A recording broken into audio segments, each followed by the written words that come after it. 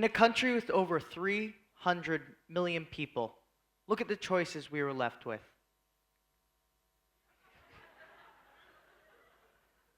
These were the only two candidates for arguably the highest office in the world. What have we done to deserve this? These two candidates represent the two things that are wrong with our country and the world. One, the domination of the 1/10 of 1%, and the other, a corrupt political system. People all over the world are shocked and amazed at the circus we call the US election.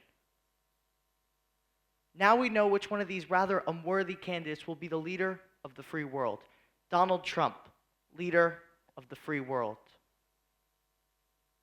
I'm 14 years old, and I didn't get to vote in the last election, but you could bet I will be voting in 4 years because it is up to our generation to make sure we start choosing better candidates. What happened to all the good leaders? Why were our presidential candidates full of hubris and ego? Why did they use fear as a weapon? I was thinking about this and wondering who was a truly great leader. Well, FDR was an incredible leader. Even though he was rich, entitled, and a professional politician, he took responsibility for the country during one of the worst economic calamities in history. The country was on the verge of revolution. People were hungry, the banks were broke, there were no jobs and little hope. So when FDR declared we have nothing to fear but fear itself, he immediately instilled confidence. He made sure Americans weren't scared. He acted as a good leader. But one doesn't have to be president to be a good leader. A good leader is someone with a cause and the conviction to see that cause through. Someone who has a dream. Martin Luther King had a dream, and I quote, "People won't be judged by the color of their skin, but by the content of their character." Martin Luther King was at the forefront for war for civil rights. He was surrounded by violence and opposition, yet he would never resort to violence. He rose above it all to show us that indeed we are all equal. His passion spread across the country like wildfire. He made people realize that there needed to be a change. Martin Luther King had a dream, and he wanted us to share that dream. He climbed a mountaintop, and he wanted us to come with him. And so we did. And through his actions, the Civil Rights Act of 1964 is now the law of the land.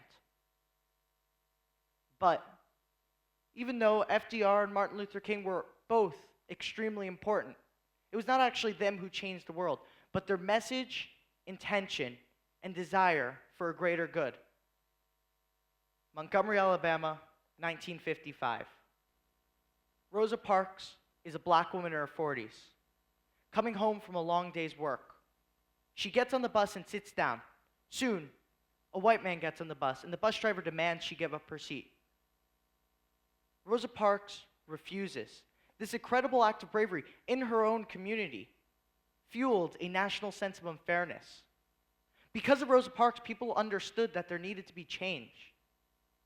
She sent a clear message that her beliefs were true and just, and she would not be swayed from her position, even if it meant going to jail. Rosa Parks became a great leader in the civil rights movement by performing a courageous act in her own community that shook the entire country. She is a great example of how anyone could change the world with the right message and intention. Does anyone recognize this guy? I doubt any of you do, but this guy, through his actions on September 11th, inspired the nation and saved countless lives. Todd Beamer was aboard Flight 93 headed to San Francisco. When Todd realized that his flight was being taken over to cause terror in Washington, D.C., Todd stood up. He led a group of fellow passengers that ended up overtaking the plane.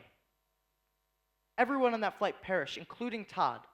But we will never understand the countless lives and the terror that Todd prevented.